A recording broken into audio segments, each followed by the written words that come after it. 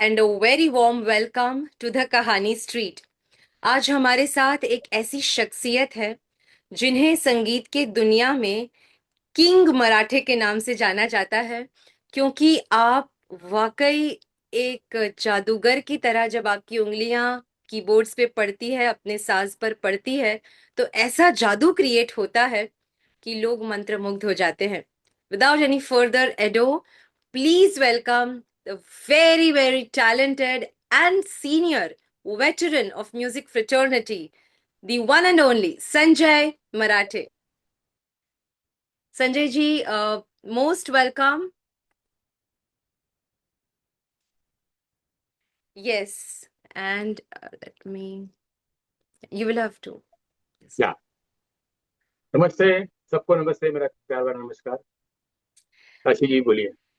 Yes Sanjay ji, आपके बहुत सारे फैंस आज आपको सुनेंगे और जो सुनेंगे वो भी फैंस बन जाएंगे, आई एम श्योर। जैसे yes. So Sanjay ji, how did music happen? एक बार आपने बताया था that you were a science student. तो या करेक्ट। मैं long back in I passed out as a bachelor of science. BSc किया था मैंने स्टैटिस्टिक्स एंड कंप्यूटर साइंस में। ओके। और उसके बाद कंप्यूटर मैनेजमेंट सीखा था मैंने 1984 में। ओके। उसके बाद छोटे मोटे जॉब्स किए, लेकिन मतलब एट द सेम टाइम मैंने एज ए म्यूजिशियन करके भी मेरा एक जर्नी शुरू हुआ था। तो then I finally come to the conclusion कि अभी मुझे बाकी सब छोड़ के म्यूजिक ही करना चाहिए, क्योंकि मुझे मैं बेस्ट कंफर्टेबल मेरे लिए जो है वो म्यूजिक ही है। And it's started. Oh. Oh. Wow. Okay, so this must be 20-30 years back। 42 years back। What? Oh god. 1983, now this is 1925, I mean 2025। हाँ। so almost 42 years हो गए अभी मुझे इस माय फील्ड में। God.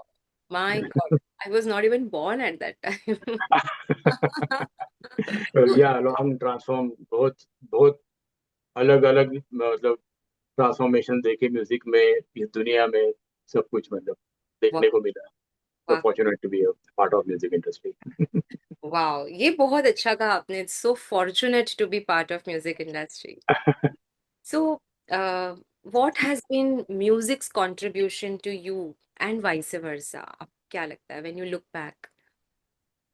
When I look back, music contribution एक ऐसी चीज है, वो every day, every hour, every minute होती रहती है अपने से। मतलब वो अभी मैं जब पीछे देखता हूँ तो मुझे ऐसे लगता था कि अरे वो जो मैंने किया तो it was a part of my music, it was a part of my contribution to the music. कि वो टाइम पे हम लोग रिकॉर्डिंग्स करते थे, शोज करते थे, लेकिन आज मैं जब उसके बारे में सोचता हूँ तो ऐसे लगता है अरे ये सब मैंने मतलब हम लोगों ने सब कैसे किया तभी। कि इतना हेक्टिक शेड्यूल होता था, रोज रिकॉर्डिंग, रोज सुबह उठ के स्टूडियो में जाओ, रोज शाम को कोई प्रोग्राम में जाओ। तो वो सब मतलब इतना फास्ट चला गया वो सब टाइम पीरियड कि आज जब भी वो सोचते हैं तभी ऐसा लगता है कि अरे दिस वाज दैट। ओ। कि तभी मालूम ही नहीं पड़ा कि अरे ये सब हो रहा है and we are being a part of it करके ऐसा। वाह। तो मतलब आज बिल्कुल ही इतना अच्छा लगता है कि वो सब उस टाइम पे मैं कर सका। और मतलब हम्म। हेल्थ वाइज जो भी जैसे भी बोलो, मैं ट्रैवलिंग इतना कर सका या जो भी अपना फैटर्निटी है वो सब। हम्म। क्योंकि मैं सब म्यूजिशियन को देखता हूँ बहुत ज्यादा मेहनत करते, हर कोई मेहनत करता है ऑब्वियसली। हम्म। लेकिन मतलब हमारी एक अलग ही मेहनत होती है कि कोई टाइम का कोई ये नहीं है। Very irregular lifestyle. रात को 3-3 4-4 बजे तक रिकॉर्डिंग चलती है, फिर घर जाओ, वापस 2 घंटा सो, फिर वापस सुबह 9 बजे किधर पहुंचना होता है। लेकिन ये एक हो जाता है वो पैशन जो होता है उसमें। मतलब ढल जाते हैं वो जो भी लाइफ। ढल जाता है वो, क्योंकि काम ही ऐसा है, if you love your profession मतलब उसके जैसा कोई नहीं और।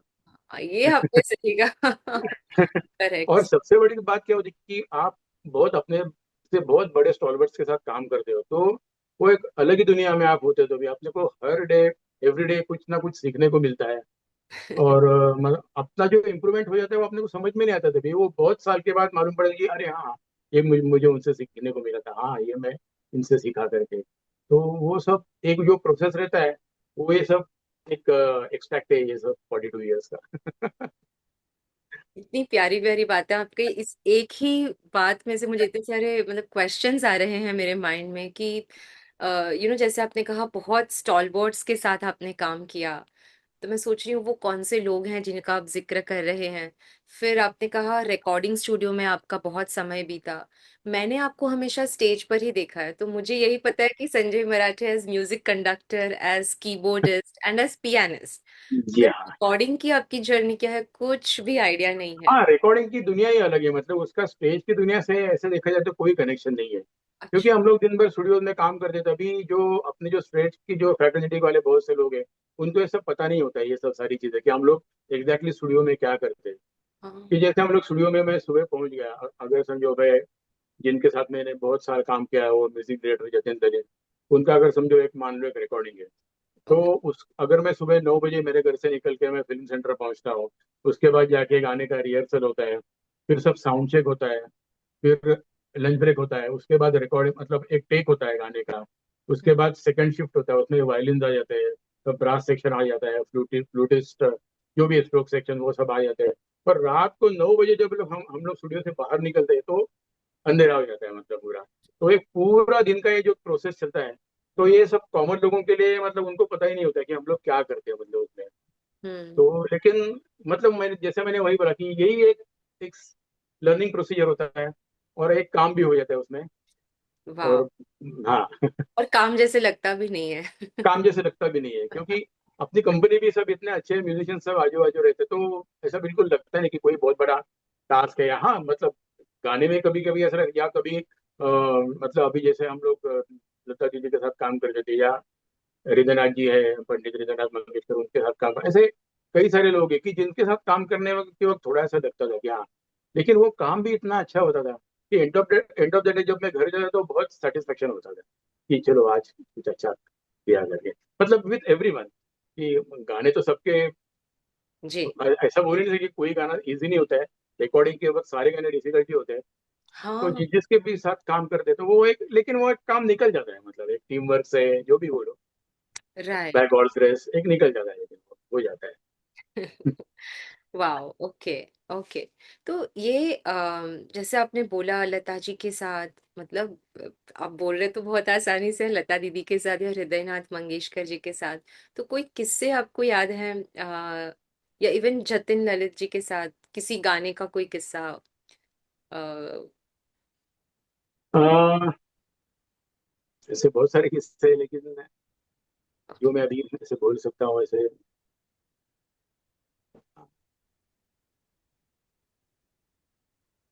या एक चीज मैं बोल सकता हूँ। हाँ हाँ, यस। मेरा जो फर्स्ट रिकॉर्डिंग था पंडित जी के साथ, हृदयनाथ जी के साथ, तो वो था वेस्टर्न आउटडोर में।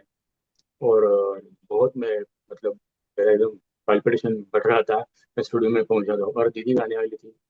तो हमारे जो अरेंजर थे अनिल मोहिले, भाई बोलते हैं हम लोग सब उनको, अनिल जी। ओके। तो मैं जाके मेरे सब कीबोर्ड वगैरह सब लगाए, उन्होंने आके मुझे हारमोनी शीट दिया, और हम लोग ने वो जो दीदी आने के पहले उनको गाने के लिए जो हारमोनी हम लोग पहले रिकॉर्ड करते हैं, जो बेसिक ट्रैक जो होता है गाने का, एक अच्छा। बेसिक रिदम और एक बेसिक मेलोडी, ओके। जो हारमोनी चार्ट जो होता है वो कॉर्ड्स गाने के, ओके। तो रिकॉर्ड किया, ये सब हो गया हम लोग का। उसके बाद पंडित जी आए थे, तो उन्होंने सुना, तो वो बोले इसमें कुछ गड़बड़ लग रहा है मुझे। ओ। हाँ, तो जो ट्यूनिंग में गड़बड़ लग रहा है, तो शायद दीदी को गाने के लिए कोई तो प्रॉब्लम हो सकती है इसमें, एक काम करते हैं, सिर्फ हारमोनियम पे बजाता हूँ और हम्म। फिर दीदी को गाने दो, हम्म। तो कीबोर्ड नहीं रखते। तो जो स्टूडियो के जो जो स्टूडियो में जो रिकॉर्डिंग बैठे थे, उनका नाम है Daman ji, Daman Sood. He is a very big recordist of course, बहुत बड़ा नाम है उनका। तो अच्छा। उन्होंने आके पूछा अरे क्या हुआ है, तो बोला अनिल जी ने कि अगर ऐसा ऐसा कुछ कीबोर्ड का ट्यूनिंग में प्रॉब्लम लग रहा है। तो फिर उन्होंने एक मेरा कीबोर्ड से एक केबल लगाया, उनके एक उनके पास एक गैजेट था उसमें लगाया, और फिर मुझे बोला कि कोई स्ट्रेट साउंड बजाओ। हम्म। तो मैंने वो स्ट्रेट साउंड बजा दिया। हम्म। तो वो एकदम करेक्ट डॉट 440 दिखा है, मतलब जो हम लोग के लिए जो स्टैंडर्ड फ्रीक्वेंसी होती है 440 की। अच्छा। ओके। हाँ, तो देन ही वॉज कन्विंस कि अरे नहीं है कीबोर्ड करेक्ट। फिर मैंने जो साउंड जो ओ। उन्होंने जो वहाँ पे जो उनके सामने जो बजाया था, उसी में पूरा वो हारमोनी ट्रैक वापस से फिर से रिकॉर्ड किया। एंड उसके बाद फिर सब कुछ ठीक हो गया।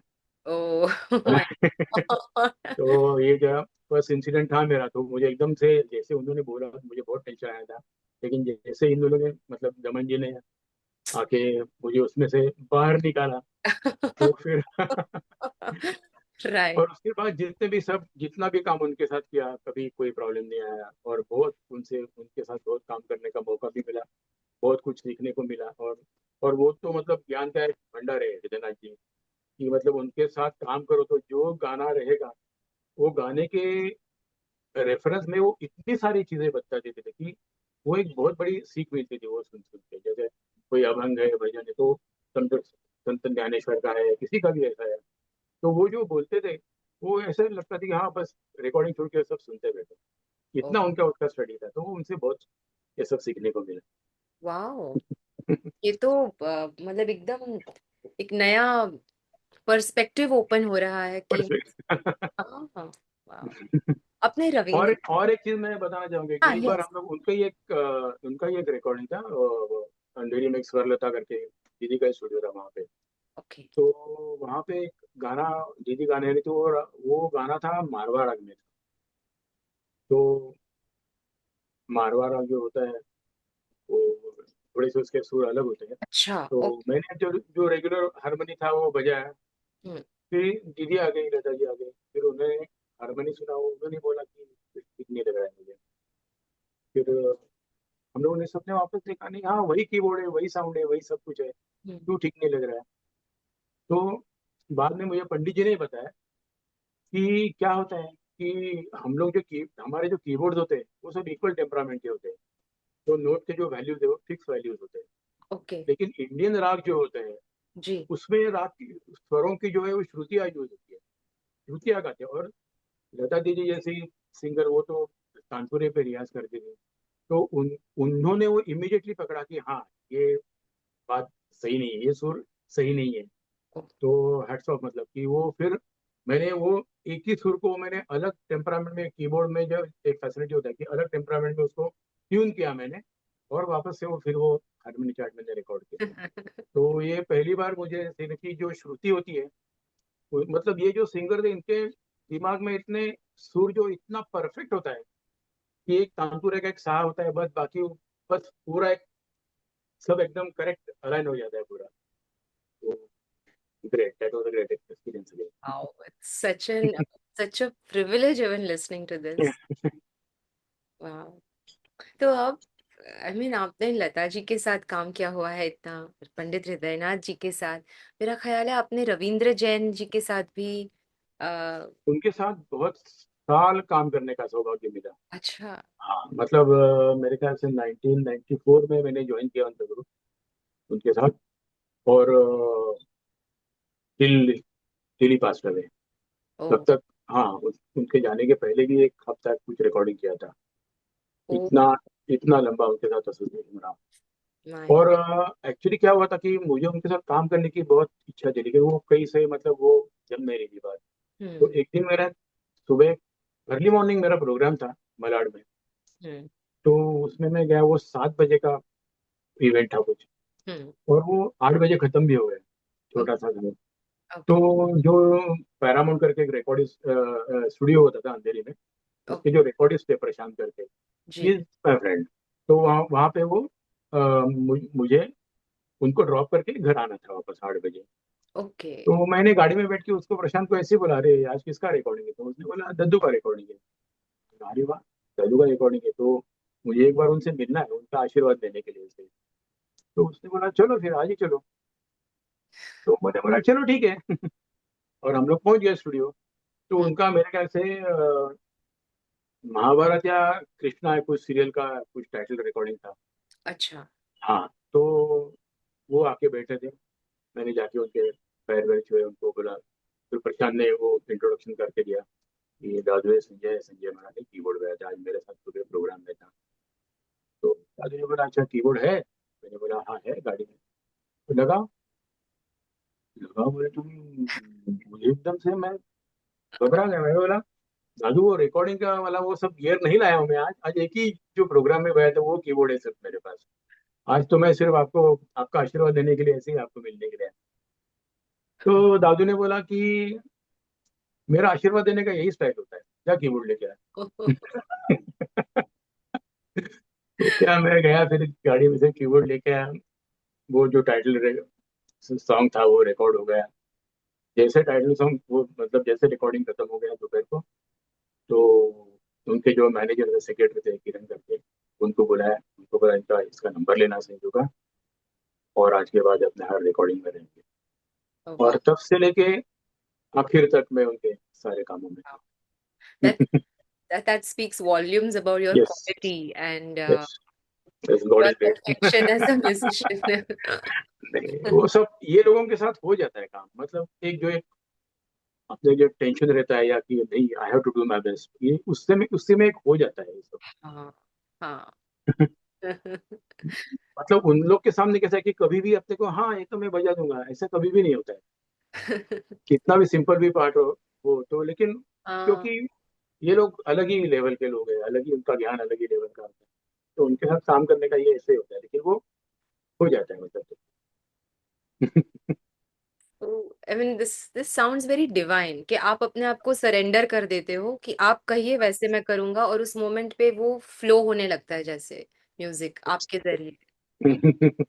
अपने आप वो निकलता है। मतलब उन लोग का यही होता है कि मतलब उनके सामने अभी जैसे भी हम लोग एक 10-15 म्यूजिशियन जैसे होते थे दादू के साथ, तो वो जैसे उनका गाना सुनते थे, वो अपने आप वो हर एक का वो एक माहौल बन ही जाता था कि जो रिदमिस्ट है वो उसी हिसाब से पैटर्न बजाते थे, हम लोग उस हिसाब से हारमोनी बजाते थे। वो एक बनता ही जाता था, मतलब एक पूरे राइट। गाने का ये जो स्ट्रक्चर जो है वो। जी। तो और ऐसा मैंने ऑलमोस्ट हर एक के साथ मैंने महसूस किया, जो वाओ। जितने भी ये सब सॉलिड लोग उनके साथ काम किया, सबके साथ ऐसे ही होता था कि गाना उनका सुना तो एक अपने आप को एक चीज बनने शुरू लगती है, बनना बनना शुरू हो जाती है।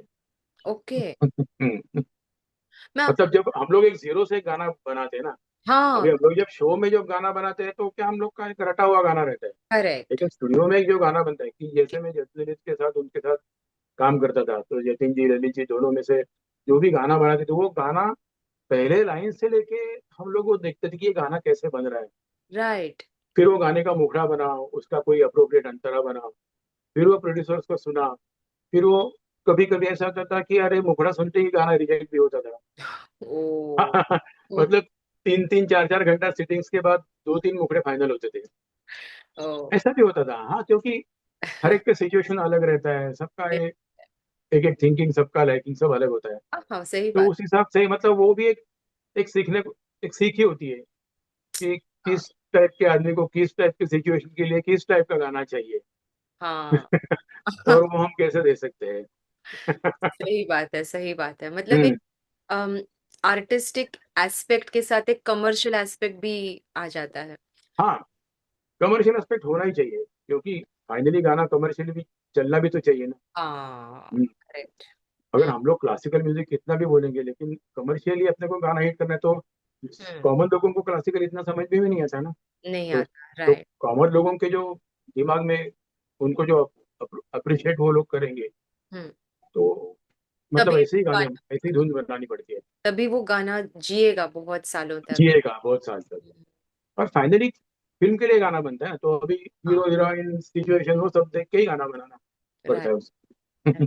तो वो राइट। सिंपल ही होना चाहिए, जो लोगों के फट से उनके होठों पे चढ़े, उनको चढ़ उसका जाए। ट्यून ऐसा हो, जी। तो उस हिसाब से गाना बनाना पड़ता है ओके। ये। ये सुनने में तो थोड़ा सिंपल लग रहा है, मगर वहां पे मैं यही आपसे जानना चाह रही थी कि जैसे सिंगर्स कहते हैं कि हमको रिहर्सल करवाया जाता था, गाना हाथ में लेके जब वो ट्यून, बिकॉज जब फ्रेश रिकॉर्डिंग फर्स्ट टाइम हो रही है तो ट्यून में उनको सेट होना है सिंगर्स को, और फिर वो रिहर्स करते थे, लिखते थे अपने शब्दों में। तो एज अ म्यूजिशियन आपके लिए क्या अप्रोच होता है? आप जाकर उस ट्यून में कंट्रीब्यूट करते हो, या आपको एक ट्यून दी जाती है और आपको वो नोटेशंस दिए जाते हैं and you have to practise? जी हाँ, मैं जब एज ए म्यूजिशियन जब काम करता हूँ, तब जो मैं रिकॉर्डिंग में पहुंचता हूँ, तो वहाँ पे जो म्यूजिक अरेंजर जो होते हैं, जैसे अभी बहुत अच्छे अच्छे म्यूजिक अरेंजर्स के साथ काम करने का भी मुझे एक मेरा लक था, सौभाग्य था मेरा। जैसे जी। अनिल मोहिले हैं, अपने प्यारेलाल जी है, अमर जी है, अमर अलीपुर, सुरेश रैलवानी जी है, बबलू दा, बबलू है, बबलू चक्रवर्ती है, Manohari Singh, to name a few. तो ये सबके साथ मतलब इतना काम, तो हम लोग जब स्टूडियो में पहुंचते हैं तो हम लोग को पेपर मिल जाता है लिखा हुआ है, उनके जो भी असिस्टेंट रहते हैं वो लिख के देते हैं। किसी को इंडियन नोटेशन चाहिए होता है, किसी को वेस्टर्न नोटेशन चाहिए होता है, जो जिसको जो चाहिए वो मिल जाता है। या तो फिर वो पार्ट सुनाते हैं हारमोनियम पे बजा के, और हम लोग लिख लेते हैं। ऐसा भी होता है अगर अच्छा। सिंपल पार्ट रहेगा तो। हाँ, और फिर वो लिख के सब मिल के, अगर मुझे वो गाने में समझो कोई स्ट्रोक पार्ट बजाना है, कि मुझे कीबोर्ड में समझो कोई उसका डेल्सीमर का पार्ट बजाना है, और मेरे साथ लाइव में संतूर है, मेंडोलिन है, तो हम लोग 4-5 लोग मिलके उस पार्ट को रिहर्सल करते हैं। और सबके हिसाब से वो पार्ट कैसे प्रॉपर बच सके, उस हिसाब से वो पार्ट डिजाइन होता है फिर। ओके। कि जो, हाँ, जो ग्रेस मेंडोलिन वाला बजा सकता है वही संतूर पे आएगी, ऐसा बोल नहीं सकते कि वही मैं कीबोर्ड पे बजा सकूंगा, ऐसे बोल नहीं सकते। तो सब लोग जब भी साथ में बजाते तो हिंदी गानों के जो फ्रेजेस होते हैं वो ऐसे बनते हैं कि जो सबका साथ में प्रॉपर बजे, हाँ। और फिर वो प्रॉपरली एक जेल होके वो उसको रिकॉर्ड करते हैं। हम्म। हम्म। ओह, सबका साथ सबका विकास से। सबका साथ सब बराबर है, बराबर। लेकिन बीइंग अ कीबोर्डिस्ट हमको ये एडवांटेज मिला कि हम लोग को स्टूडियोज में चेलोस के साथ भी बजाना पड़ता था, कभी वायलिन्स के साथ भी बजाना पड़ता था। तो वो लोग जैसे बजा रहे हैं वैसे हम लोग को बजाना पड़ता है। अगर मुझे कीबोर्ड पे डलसी मेरे साउंड बजाना, लेकिन मैं एक संतूर प्लेयर के साथ बजा रहा हूँ, तो वो कैसे बजाएंगे उस हिसाब से मुझे बजाना पड़ता है। तो उसमें क्या ना, एक स्टेज पे बजाने की प्रैक्टिस हो जाती कि वायलिन का पार्ट कैसे बजना चाहिए, फ्लूट का पार्ट कैसे बजना चाहिए, सितार का पार्ट कैसे बजना चाहिए। तो कीबोर्ड में तो कुछ वो कोई मतलब उसमें कोई ये जान नहीं है। हम्म। उसमें बहुत 100% आप कुछ एक्सप्रेशन डालो तो 20% निकलता है, ऐसा है। तो ओके। संतूर अगर मुझे कीबोर्ड पे बजाना है तो कहाँ पे ट्रिल बजेगा, कहाँ पे नोट बजेगा, तो ये सब उनको देख के ये सब बातें सीखने को मिली। वाओ, नो हाँ, कि अगर फ्लूटिस्ट श्योर। बजा रहे तो उसका सा ये है, तो उसका ये सा रे ग म, ये उसका तीव्र मध्यम है, तो पंचम के लिए वो ऑक्टेव चेंज करना पड़ता है। हम्म। तो हम कीबोर्ड पे स्लर कहाँ बजाए, डिटैच नोट कहाँ पे बजाए, ये एक एक्चुअली फ्लूटिस्ट को देख के मालूम पड़ता है, कि एक एक्चुअली सितारिस्ट को देख के मालूम पड़ता है। अभी अभी तो स्टेज पे है, लेकिन हम लोग जब भी मतलब मैंने जब भी बजाना शुरू किया था तभी स्टेज पे इतने लाइव इंस्ट्रूमेंट सब होते भी नहीं थे। करेक्ट। तो सिर्फ सैक्सोफोन, अकॉर्डियन वगैरह ज्यादा से ज्यादा होता था। हम्म। फ्लूट नहीं होता था, मेंडोलिन स्टेज पे नहीं होता था, ये सब अच्छा। ज्यादा करके नहीं होता था। तो ये स्टूडियो में जाके सब देखा तभी सीखने को मिला। वाओ, अभी आपका राज समझ में आया कि आप where is the finesse coming from. क्योंकि जब तक वो फील से नहीं बजेगा तब तक बजाने का कोई मतलब ही नहीं ना। नोट सिर्फ सुर बजाना मतलब म्यूजिक बजाना नहीं है। अच्छा। ओ, हाँ, इस इवन यही फॉर, तो फर्क है ना। ओ, इवन फॉर कीबोर्ड्स। कीबोर्ड कोई भी इंस्ट्रूमेंट ले लो, मतलब मुझे ऐसा किसी के में मैं डिस्क्रिमिनेट नहीं कर रहा हूँ, लेकिन अगर एक सा समझो फ्लूटिस्ट है कोई एक, जैसे हरी जी बजाते हैं, हम्म। और अगर समझो मैं वही सा वही बजाऊं, हम्म। तो जमीन आसमान का फर्क रहेगा ना उसमें। वही सुर वही है, मैं वही बजा रहा हूँ फ्लूट में, यही बजा रहा हूँ पोजीशन में, जी जी जी। लेकिन एक उनके बजाने में और मेरे जो एक ग्लो होता है, हम्म। एक उसका एक फील होता है, वो बहुत फर्क, it makes a lot of difference. वाह, मतलब, हाँ, तो ओ, ये टेक्निक सब के साथ इमोशन भी बहुत इम्पोर्टेंट है ऐसा। बहुत जरूरी है, बहुत जरूरी है। इसके लिए गाने को समझ के बजाओ।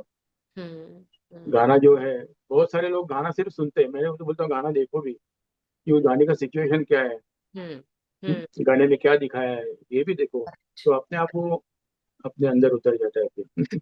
और फिर वो फील और एक्सप्रेशन से बचता है। आई, मुझे लग ही नहीं रहा है कि मैं उसी संजय मराठे से बात कर रही हूँ जिनसे हम स्टेज पे मिलते हैं। कितना कैजुअली आप तो वो, it's such a everyday thing for you to produce great music. लेकिन अभी जब डिटेल्स सुन रहे हैं तो पता चल रहा है कि कितना काम हुआ है, कितना एक कितना गाना बनने प्रैक्टिस। के पीछे बहुत बहुत बहुत मेहनत रहती है। गाना हम लोग तो स्टेज पे बजा देते हैं, हम्म। लेकिन जिन लोगों ने मेहनत की है हम्म। वो उनकी मेहनत को सलाम है। मतलब कि हम्म। कितने गाने, न जाने कितनी ट्यून्स रिजेक्ट होने के बाद एक गाना बनता है, वो हम्म। गाना स्टूडियो तक पहुंचना और वो रिकॉर्ड होना हम्म। अच्छे से, जो जो जैसे म्यूजिक डायरेक्टर चाहता है उस स्टाइल से रिकॉर्ड होना, उस फील से, उस एक्सप्रेशन से, और वो मार्केट में चलना। हिट सुपर हिट होना, ये इसके पीछे बहुत बड़ी मेहनत है, लक है, सब कुछ है, ऑल फैक्टर्स। All factors. लेकिन मतलब अभी वही हम लोग जब भी इतने हजारों गाने हम लोग को, हम्म। हम लोग जो जिनको सुपर हिट बोलते हैं, यार ये क्या गाना है, वो क्या गाना है, लेकिन इनके पीछे जो मेहनत है, जो म्यूजिक डायरेक्टर्स है, जो अरेंजर्स है, हम्म। हर कोई रिकॉर्डिस्ट है, वो बहुत ही मतलब एक सोच अलग ही सब्जेक्ट है। हाँ, correct correct correct, beyond imagination ऐसे लग रहा है। Beyond imagination. Okay okay. So फिर आप जब स्टेज पर बजाते हो, what is more easy for you, stage या रिकॉर्डिंग? अभी तो मेरे लिए बहुत सेम इजी है। खाली रिकॉर्डिंग में एक होता है कि देर इज रिटेक, स्टेज ओह। पे रिटेक नहीं होता है। हाँ। ये सबसे बड़ा फर्क है। करेक्ट एक करेक्ट। बार बजाया तो बजाया। हम्म। इस शो, स्टेज शो का ये बात है। राइट, आकाशवाणी हो गई तो हो गई हाँ, ऐसे हो उसको। गया, एक बार हो गया तो हो गया, उसका रिटेक नहीं है वापस। करेक्ट करेक्ट, तो इसका थ्रिल अलग होता है, मतलब उसका लाइव। थ्रिल अलग होता है। हाँ। और अभी नहीं, अभी देखो, अभी काफी सारे म्यूजिशियंस है कि जो स्टेज पे नहीं बजाते, जो सिर्फ स्टूडियोज में बजाते। ओके। और हाँ, लेकिन मैंने पहले से ही स्टेज और स्टूडियो दोनों मैंने ओ, उतना ही रखा, बैक। बैलेंस्ड रखा, कि हाँ। मैंने किसी भी चीज को छोड़ा नहीं, क्योंकि आ, मतलब अभी जैसे मेरा एक टाइम था कि 1992 से लेके 99 1999 तक हम्म। मैं हर प्लेबैक सिंगर के साथ उनके शो में परमानेंट था, राइट फ्रॉम कुमार शानू, अलका याग्निक, कविता पेटू, you just name it and I was there. Wow. तभी मतलब कैसा होता था तभी, ऐसा नहीं होता कि एक प्लेबैक सिंगर का एक पर्टिकुलर ग्रुप है, तभी सब लोग हम लोग फ्रीलांसर थे और सबके साथ बजाते थे, लेकिन मैं सबके साथ ज्यादा करके रहता ही था मतलब तभी। तो वो एक टाइम ऐसा था कि मुझे इतने सारे शोज और इतने सारे अब्रॉड टूर और इतने सब ये सब होता था, एंड जी। I like to travel.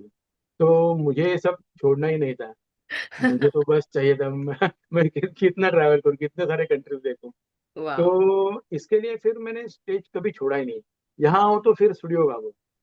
मतलब मैं यूएस से भी यहाँ पे आता था, अर्ली मॉर्निंग पहुंचने के बाद मैं ऑलवेज फोन करके घर पे बोल के रखता था, तभी तो मोबाइल नहीं था, कुछ नहीं था। हाँ। हाँ, वो कार्ड लेके हम लोग यूएस से बात करते थे, $10 का, AT&T का कार्ड आता था वो। अच्छा। तो घर में बोल के रखने का, मैं ये दिन आ रहा हूँ, उसके बाद उस दिन कोई भी काम है लेके रखना। तो मैं 6 साढ़े 6 बजे एयरपोर्ट उतरता था, यहाँ पे आके 9:30 10 बजे मैं स्टूडियो में आता था।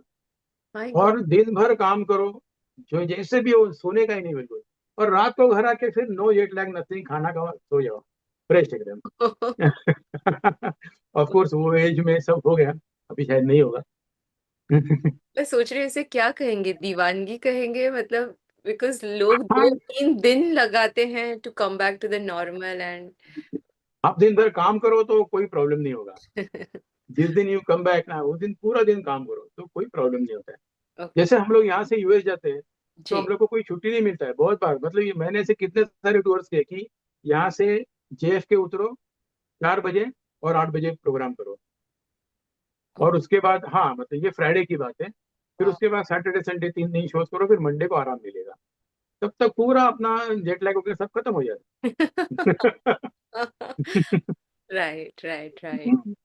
तो इसके लिए मैंने स्टेज और स्टूडियो दोनों रखा, कि और स्टेज पे बजा के जी। एक्टिव रहता है, मतलब मैं ऐसा मानता हूँ कि ओके।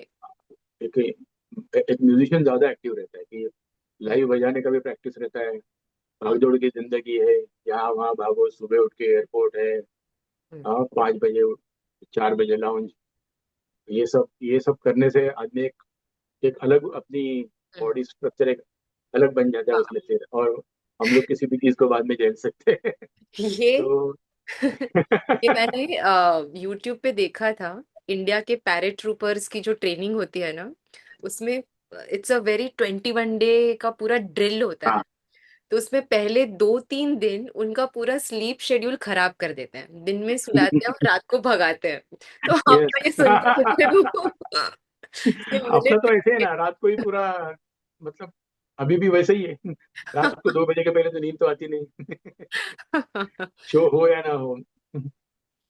तो अगर आप में वो जज्बा है काम करने का, तो मतलब हम्म। मिलिट्री और म्यूजिक दोनों field from the perspective of lifestyle same ही है, मतलब एकदम सेम ही है, सेम ही है। Related of course you can say that. है। यस। ओके। एक्चुअली अगर काम करे तो कोई भी फील्ड ऐसा हो सकता है। हम्म। हम्म। हाँ, जैसे कितने लोग हैं वो, जैसे अभी आईटी में हम लोग कितने लोग देखते हैं जो हाँ, रात को काम करते हैं, सही जो है। अकॉर्डिंग टू एमएनसी, जो उनको जो टाइम हम्म। एडजस्ट करके काम करना पड़ता है, कि जो यूएस टाइम से काम करते हैं उनको रात को काम करना पड़ता है, तो वो हम्म। पार्ट ऑफ दैट ओनली ना। ऐसे ही है। But also it's person to person, मतलब you were so person to person. Inclined to work, आपको यस इतना यस यस। मजा भी आ रहा था, अच्छा भी लग रहा था, आपको करना था, इसलिए वो। इसके, हाँ, इसके लिए पैशन होना जरूरी है, क्योंकि देखो म्यूजिशियंस के लिए बहुत स्ट्रगल है। स्ट्रगल बहुत है। हम लोग ने जो किया वो तो अलग ही लेवल का स्ट्रगल था। हम हम्म। लोग के लिए कोई फ्लाइट्स नहीं होती थी, तभी बस में जाओ, ट्रेन में जाओ। ट्रेन भी मुश्किल से मिलती थी। ओ। हाँ, यहाँ से मुझे याद है, जब मैं 1983 में मैं जॉनी भाई के साथ गया था, जॉनी लीवर। मैं बेस गिटारिस्ट था तभी। हैं? तो क्या कहते हाँ। हैं? संजय मराठे गिटारिस्ट? हाँ, मैं गिटार बजाता था तभी। अच्छा। ओके। हाँ, तो हम लोग मुंबई से निकलते थे, एक मेटाडोर आता था तभी। हाँ, तो मुझे 14 सीटर डॉन वाला एक डॉन मेटाडोर करके, फिफ्टी। वो, हाँ। अभी यस। आजकल के लोगों को शायद मालूम भी नहीं रहेगा। तो उसमें सोना होना तो भूल जाओ, हम लोग ऐसे ही बैठ के जाते थे, और यहाँ से निकल के कहाँ जाते थे, नागपुर, चंद्रपुर, या धारवाड़, बेलगांव, ऐसे सब जगह पे हम लोग जाते थे। 8 दिन का टूर रहता था पूरा। ओ। हाँ, और तभी कैसा था, तभी आज की तरह तरह हाईवेज वगैरह सब नहीं होता था तभी। हाँ, करेक्ट। तो सिंगल रोड होते थे मोस्टली सब। तो जैसे मुंबई से निकलो, नासिक तक ठीक ठाक रोड है, उसके बाद चलो जो मिले वो रोड करने। तो हम लोग 2 दिन पहले निकल जाते थे कि पहला शो मिस ना हो जाए। ओ माय गॉड। हाँ, और फिर रोड पे जिधर भी कोई, अभी चलो एक कैनल दिखा, अच्छा पानी है, चलो नहा लिया उधर। एक ढाबा आ गया, फिर उधर खाना खा लिया। ऐसे करते करते करते 2 दिन में नागपुर पहुंच जाते थे। फिर वहां जाके पहला शो करके, फिर नागपुर, अमरावती, वो सब पूरा एरिया करके 8 दिन के बाद वापस आ जाते थे। तो ऐसे सब टाइम देखा है। तो मतलब म्यूजिशियन के लिए ये सब स्ट्रगल, वो सब जो करता है, उसको ये सब कुछ भी नहीं लगता है फिर बाद में। Wow, this is priceless what you are sharing Sanjay ji. या अभी आजकल के म्यूजिशियन को जो जैसे आते हैं, उनको इमीडिएटली वो सब दे ट्रैवल बाय एयर ओनली। अच्छा, अभी मतलब अच्छा ही है, मतलब ये नहीं मैं बोल रहा हूँ, लेकिन हम लोग ने जो स्ट्रगल किया, और हम लोग ने जो धीरे धीरे जो इसमें चेंज लाया, उसका ये रिजल्ट है आज। आज सब जो अच्छा मिल रहा है वो। ओ। क्योंकि मुझे याद है, हम लोग ने बहुत बार, हम लोग फिर ऐसे कभी कभी झगड़े हुए थे, ये ट्रेन का टिकट कंफर्म नहीं है, ये है वो है, हम लोग नहीं जाएंगे। तो ये सब बाद में बहुत होने लगा। फिर हम लोग को थोड़ा थोड़ा फैसिलिटीज बढ़ गया। ओ। क्योंकि हम लोग की जो जनरेशन थी वो टाइम पे, तो उन्होंने बहुत ये सब सब कुछ देखा है सब। ओ माय गॉड। तो फिर ऐसे। एसी थिएटर नहीं होते थे तभी। ओ। गुजरात में जाते थे हम लोग तो सब नॉन एसी थिएटर्स। मतलब किधर भी जाओ तभी नॉन एसी ही होता था। और हम्म। गुजरात में कैसे होता था, महीने में हम लोग के 10-12 शो गुजरात में मैं करता था। अच्छा। और अ, उधर क्या कैसा होता था कि 6:30 to 9:30 मूवी। हम्म। मतलब जो मूवी हॉल होता था उसी में ऑर्केस्ट्रा होता था। जो अपना जो स्क्रीन रहता है, थिएटर। उसके हाँ। आगे स्टेज रहता था। उसी के ऊपर 10 बजे से 1 बजे तक ऑर्केस्ट्रा। अच्छा।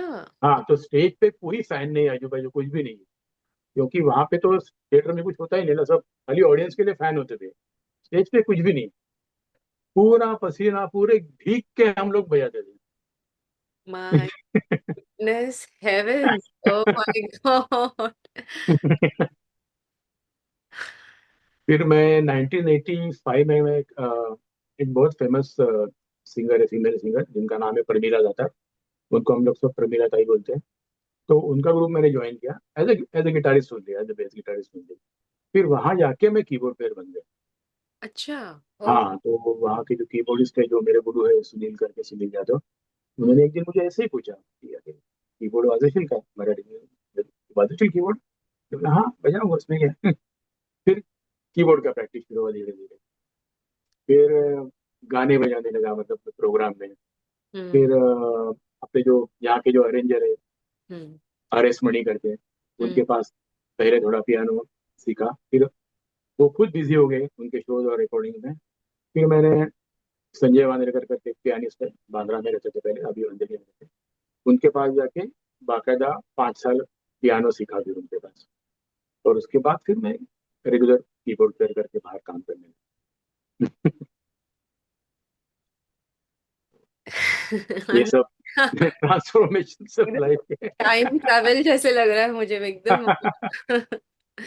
Wow, it's so. लेकिन मैंने बोला ना कि ये सब चीजें जमा हो के फिर फाइनली आप कुछ बन जाते हो, मतलब इतने इतने दिन के बाद, इतने साल के बाद। सालों के ये बाद। सब स्ट्रगल, ये सब रियाज, ये सब काम, ये सब ट्रैवल, हाँ। ये सब के साथ उठना बैठना काम करना, जी इससे जी। ही वो सब एक, इसका एक एक्सट्रैक्ट बन जाता है।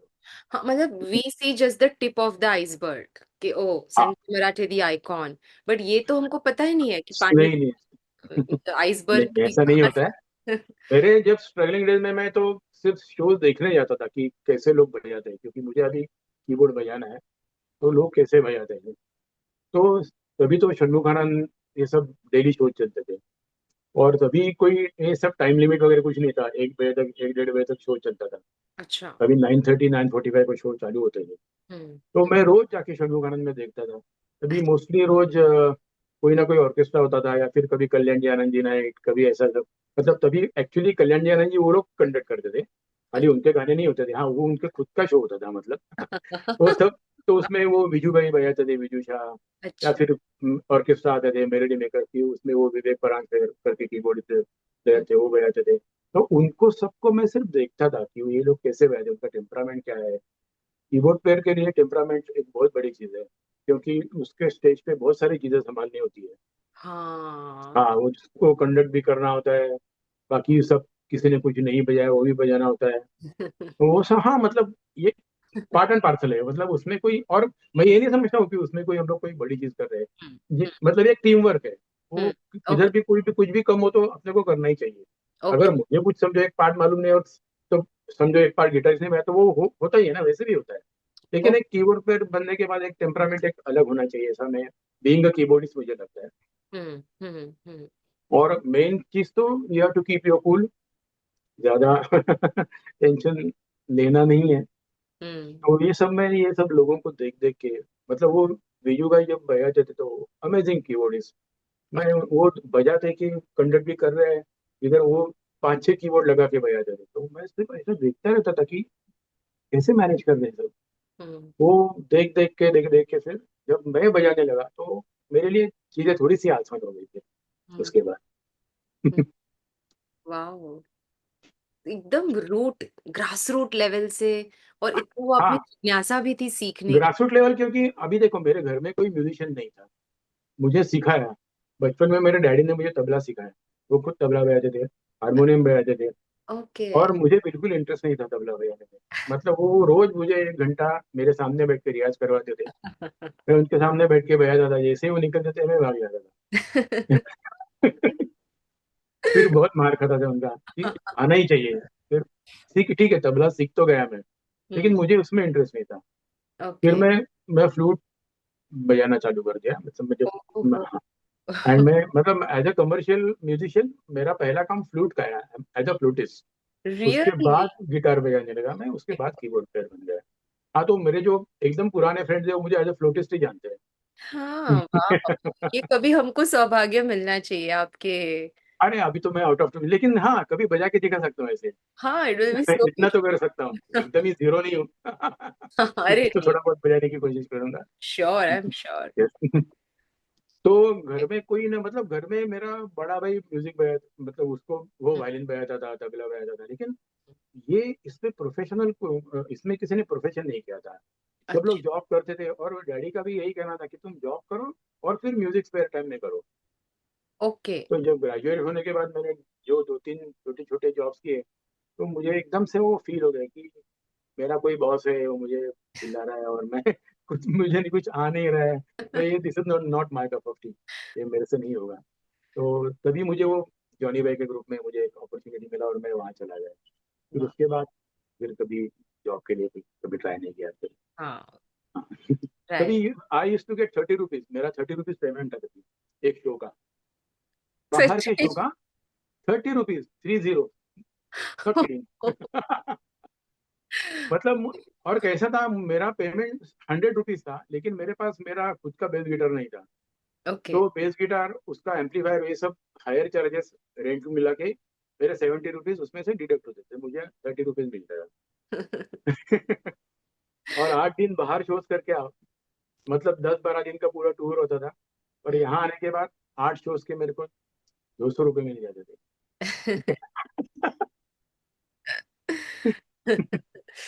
But I am so happy that you अपने वो परसिवियरेंस रखा। आसान नहीं होगा। सर नहीं, बिल्कुल नहीं। मतलब ऐसा कई बार मन में आता है, अरे मैं क्यों, अच्छा खासा मुझे जॉब मिल गया, मुझे स्टेट बैंक में जॉब अच्छा मिला था, मैं इन्फोटेक में जॉब मिला था, मैं ये सब छोड़ छाड़ के मैं ये सब क्यों कर रहा हूँ।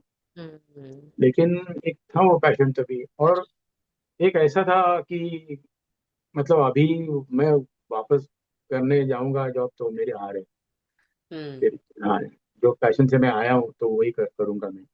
तो वाह। मेरी मदर जो थी उसने मुझे बहुत सपोर्ट किया। ओ। वाह। वाह।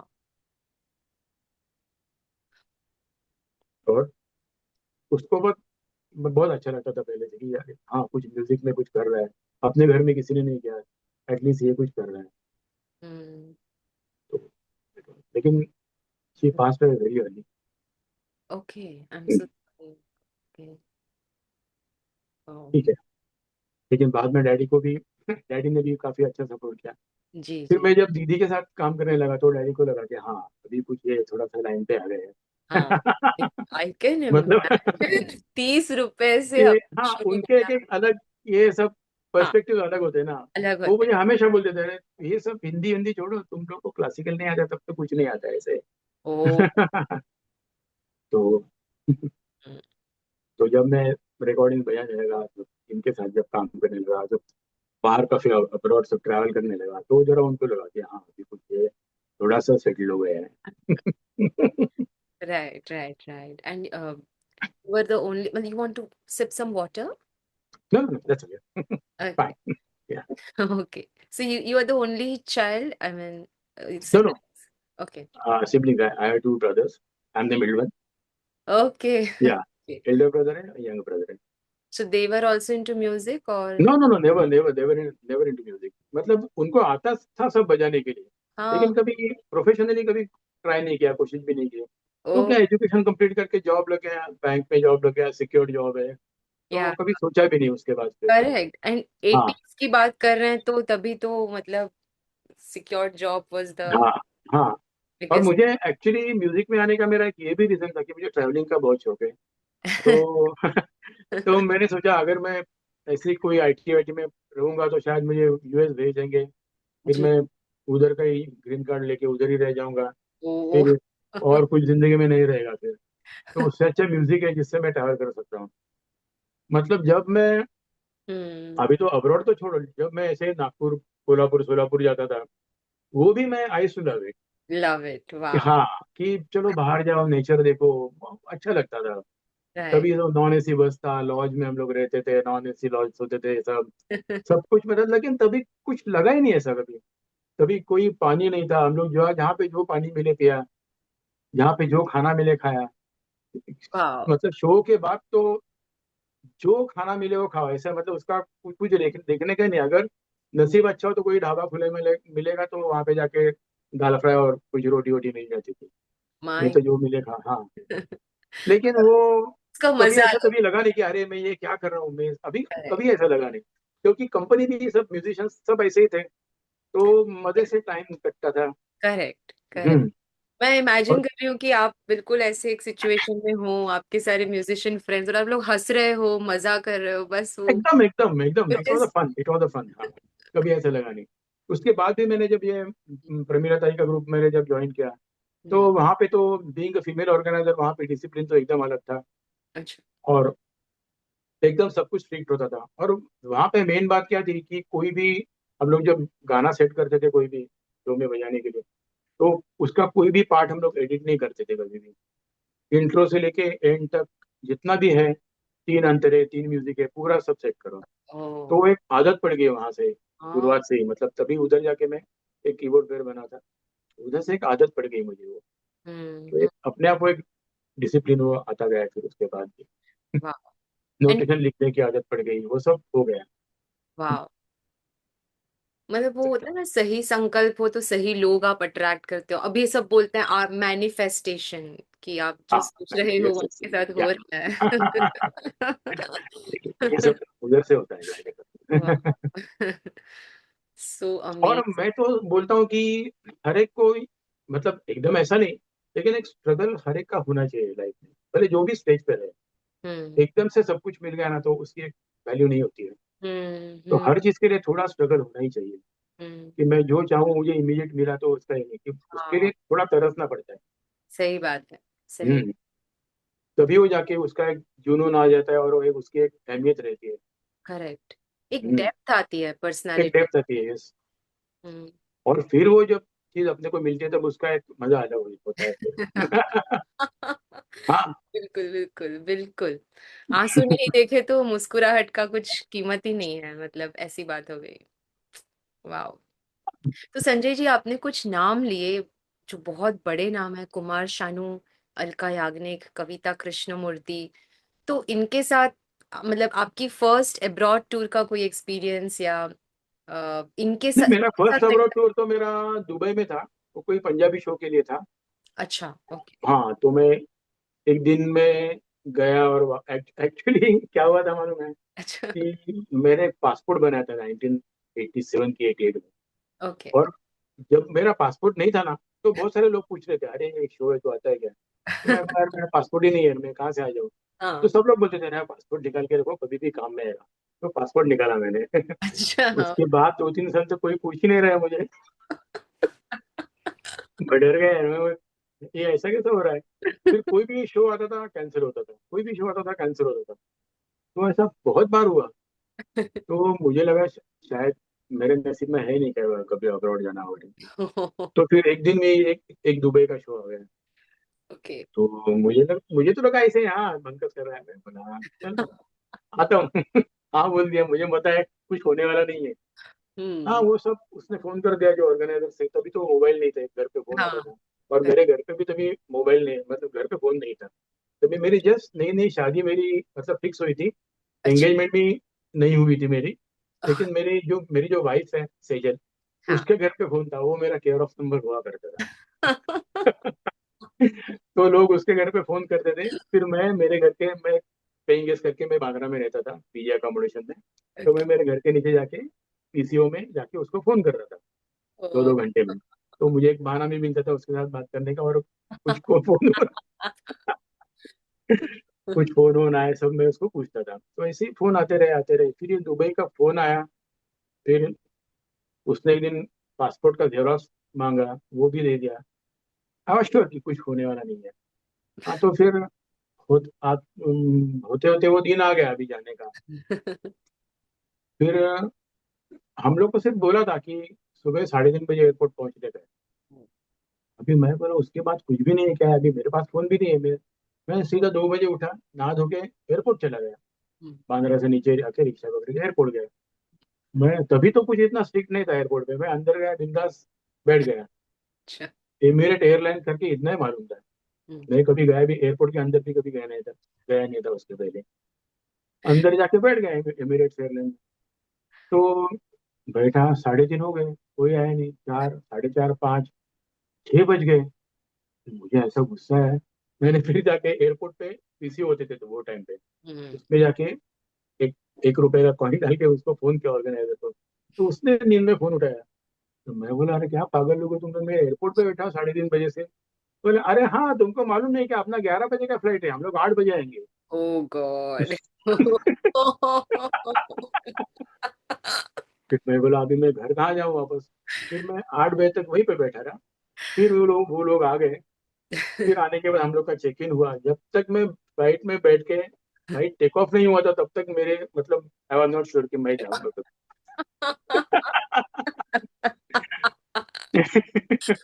मैं बोला अभी भी कुछ भी हो सकता है, मैं बाहर जाऊंगा यहाँ से। उसके बाद फिर उसके बाद फिर बहुत सारे स्टोर हो गए। 400 तक काउंट किया था मैंने अभी, उसके बाद काउंटिंग बंद करना है ओ तब से। My God. वाओ। दैट्स। तो मतलब पासपोर्ट की कितना होता थोड़ी। ही है। हम्म। हाँ, पासपोर्ट तो होता ही है बहुत। थप्पी से एकदम। डिप्लोमेटिक पासपोर्ट भी बहुत हुए मेरे, क्योंकि ये सब आईसीसीआर की भी मैंने बहुत सारे शोज किए। हाँ, आईसीसीआर के साथ काम करने का एक ये एडवांटेज होता है कि जो कंट्रीज आप कभी जा नहीं सकते, उसमें जाने का आपको मौका मिलता है। जैसे कि मैं नॉर्थ कोरिया जाके आया हूँ, जैसे किसी को मौका नहीं मिलता नॉर्थ कोरिया जाने का। वहां जाके 10 दिन रह के आया हूँ मैं। तो ये आईसीसीआर के साथ काम करने का ये एक एडवांटेज होता है। तो वाओ, वो भी सब किया। Nice. Oh, ICCR is, I'm sorry, I don't. ICCR is Indian Council for Cultural relations.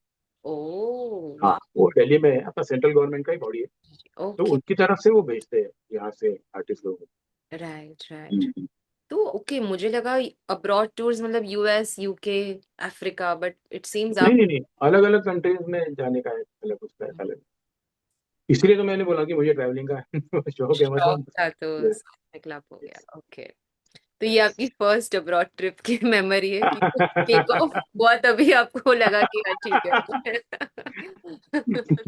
Okay, and what about all these legends like Kumar Sanu, Alka Yagnik ji, इनसे वो आर्ट। सब इनके साथ काम करने का बहुत ही अच्छा एक्सपीरियंस रहा। किसी के साथ कोई मतलब बैड एक्सपीरियंस तो किसी के भी साथ भी नहीं। राइट, सब राइट। लोग सारे प्रोफेशनल है। हाँ, और हाँ, ये उनके साथ कभी मतलब वो टाइम पे तो और एकदम अच्छा सब ट्रीटमेंट अच्छा होता था, हम लोग को पर डीएम अच्छा मिलता था, जी। पेमेंट भी अच्छा था, कोई प्रॉब्लम नहीं है। वाह। और लेकिन मतलब मेरा वो बहुत बढ़ गया 5-6 साल के अंदर।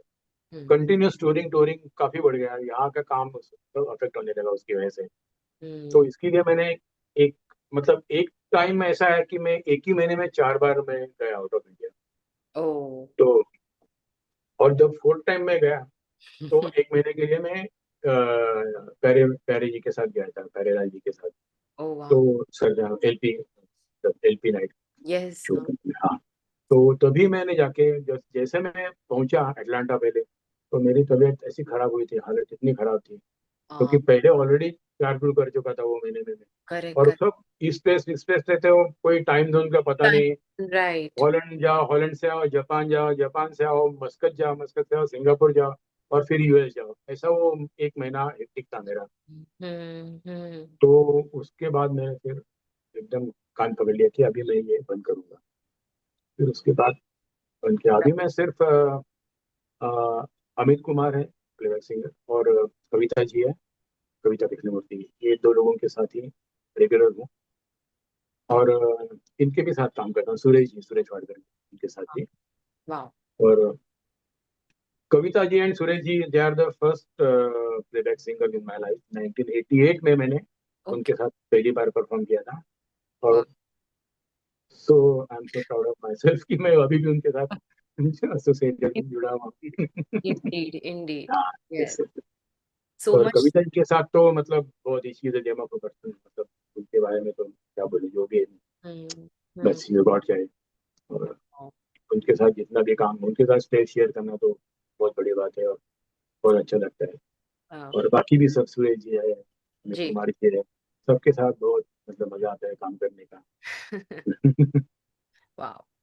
अच्छा संजय जी, आपका भी एक अलग फैन बेस है, तो ऐसा कोई आपको anything where you were really overwhelmed, because stage में होते हैं तो ऑडियंस के साथ डायरेक्ट इंटरेक्शन पॉसिबल है, रिकॉर्डिंग स्टूडियो में वो पॉसिबल नहीं, पता भी नहीं होता कि कौन टेक्नीशियंस हैं, कितने म्यूजिशियंस हैं।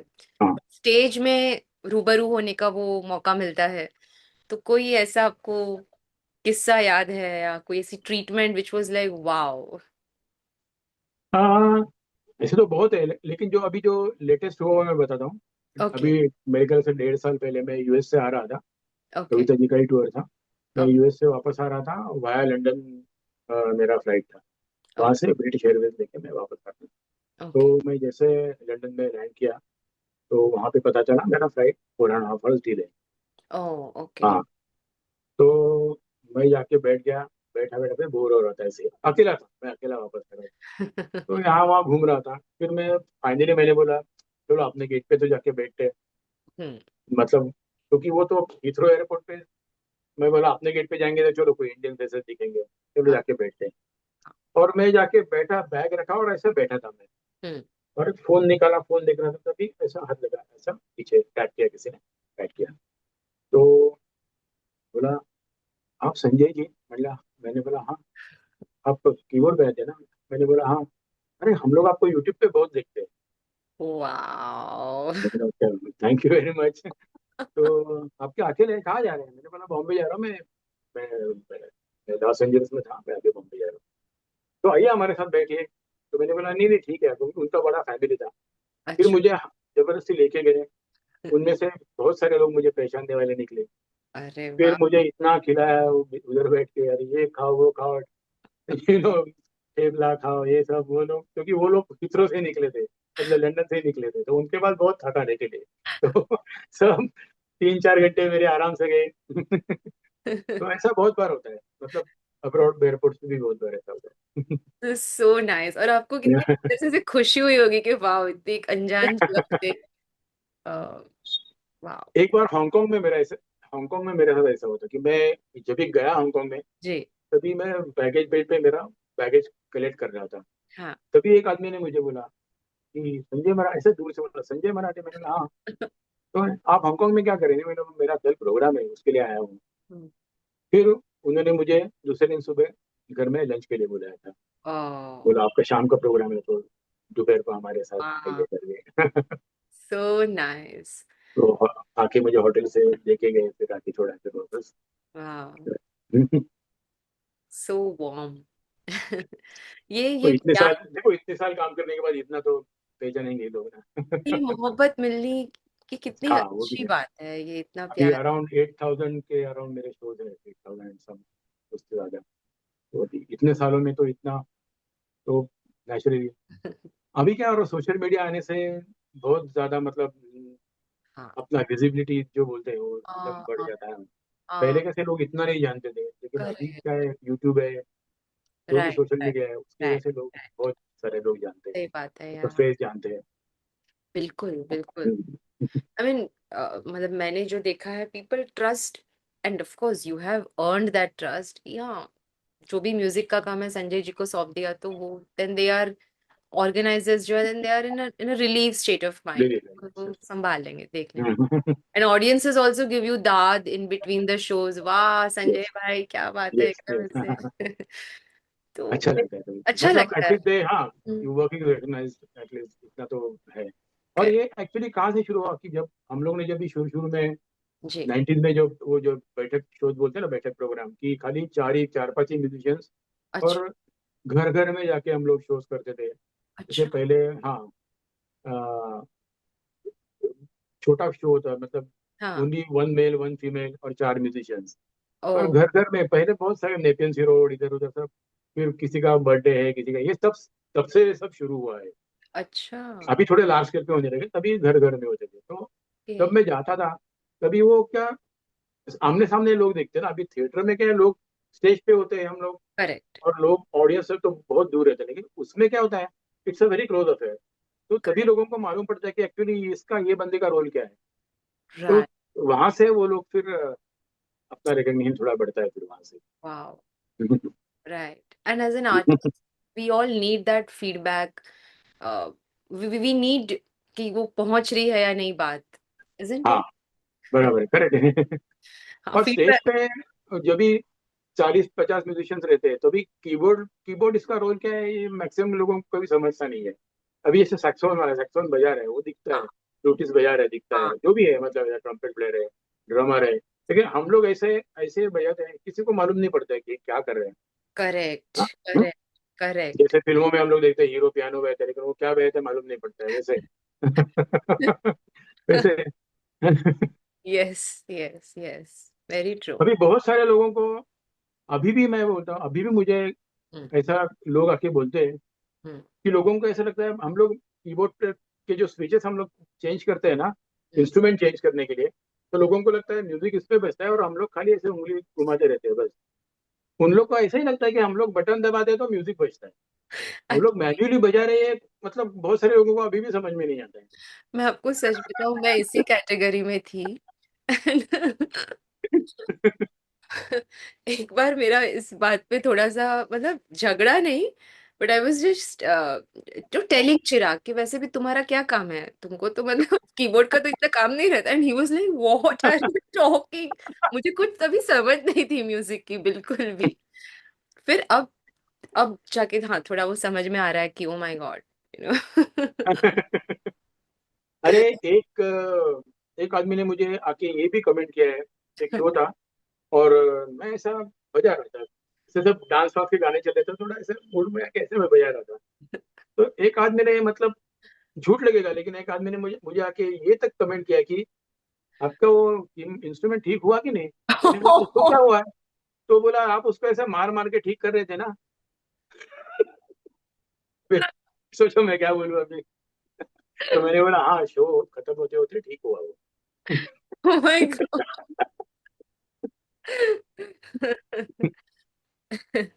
तो ये ऐसा कॉमन लोगों के ये रिएक्शंस होते हैं।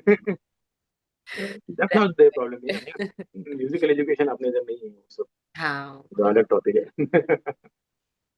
मैं फिर एक बार आपसे यही दरख्वास्त करूंगी।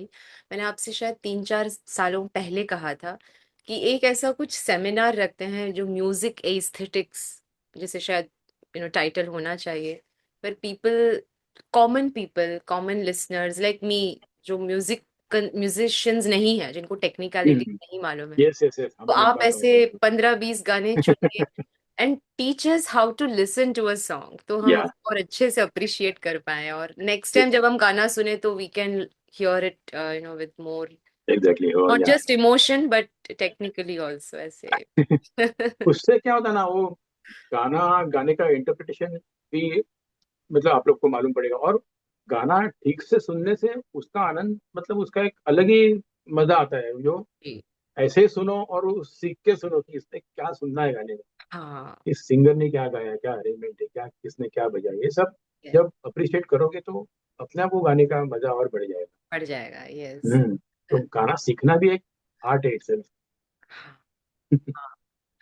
Sanjay ji, your advice for all the young musicians, budding artist, क्योंकि बहुत सारे लोग आपको सुन रहे हैं, सुनेंगे, तो उनसे सब आप क्या। बडिंग आर्टिस्ट के लिए मैं तो यही कहूंगा कि अभी तो things are quite easier for them. हमारे टाइम पे थी वैसे नहीं है। अभी कोई भी इंस्ट्रूमेंट सीखना, हम्म। बेसिक सीखना, जो हमारे टाइम पे थोड़ा मुश्किल होता था। अभी जैसे मुझे हम्म। मुझे सिर्फ कीबोर्ड बजाने को मिलता है, इसके लिए मैं जाके शो में बजाता था विदाउट एनी रेम्यूनरेशन। करेक्ट। क्योंकि मेरे पास कीबोर्ड था नहीं, सिर्फ मुझे बजाने को मिल रहा है, बस मेरा हाथ, मुझे एक प्रैक्टिस हो रहा है, इसके लिए मैं जाके बजाता था। तो अभी अभी तो थिंग्स हैं चेंज, अभी तो बहुत सारा एक ड्रास्टिक चेंज आ गया है। अब और इंटरनेट पर भी बहुत से हाँ, मतलब ट्यूटोरियल लोगों को अभी सब अवेलेबल है। फ्री में सीखने को मिलता है सब। हम्म। लेकिन रियाज जो है उसमें, उसका कोई शॉर्टकट नहीं है, वो अपने आप को ही करना है। हम्म। अपने सामने सीखने के लिए बहुत कुछ है, लेकिन सीखना और उस पे इम्प्लीमेंटेशन, ये बहुत इंपॉर्टेंट है। हम्म। तो एक म्यूजिशियन के लिए रियाज से ज्यादा कुछ नहीं जिंदगी में। ये मतलब शो में जाने के पहले एटलीस्ट 2 घंटा इंस्ट्रूमेंट बजा के जाओ, अपना प्रैक्टिस करके जाओ, कुछ भी बजाओ। जैसे अभी मैं कीबोर्डिस्ट हूँ तो मैं स्केल बजाता हूँ, C D E F, जो हमारे जो स्केल होते हैं वो, जो भी है स्केल प्रैक्टिस, मेरे आर्पेजियो प्रैक्टिस, ये सब मैं करता ही करता हूँ। क्योंकि मतलब नहीं तो अगर मैं ऐसे अभी काफी सारे लोगों को दिन भर रिहर्सल रहता है, शाम को शो रहता है, तो दैट इज ओके। लेकिन मैं दिन भर घर में बैठा रहा और शाम को अचानक से जाके बजाऊँ तो मुझे इमीडिएटली फील होता है। और ये सिर्फ मैं नहीं कहता हूँ, बड़े बड़े म्यूजिशियंस कह के गए हैं। आप 42 ईयर हाँ, एक्सपीरियंस के बाद भी आप रियाज चाहिए, कर ले। रियाज चाहिए। वो तो जाकिर भाई ने भी कभी नहीं छोड़ा था, पंडित रविशंकर जी ने भी कभी नहीं छोड़ा था। रियाज चाहिए, रियाज के बिना कुछ नहीं। राइट। रियाज से हाथ अपना अलर्ट रहता है, एक्टिव रहता है, साफ रहता है। हम्म। हम्म। और अभी मतलब जैसे यंग एज में तो चलो ठीक है, चीजें निकल जाती है हाथ से, लेकिन थोड़ा अभी आजकल तो लाइफस्टाइल इतना डिफिकल्ट भी है वैसे तो, मतलब हेक्टिक हो गया है अभी आदमी का जिंदगी, हम्म। मतलब म्यूजिशियंस का भी। तो एट द एज ऑफ 40 वो सब ये होने लगता है कि अभी चलो अभी कहीं जाके थोड़ा कम करो, ये वो ये सब चीजें। तो अगर ये सब नहीं करना है, अच्छा काम करना है, तो रियाज इज द ओनली ऑप्शन, उससे कोई एक्चुअली मैं शॉर्टकट नहीं। आपसे एक जानना चाहती थी कि जैसे स्पोर्ट्स पीपल जो होते हैं, दे हम्म, रिटायर बाय 40-45 या तो मैक्स हो गया।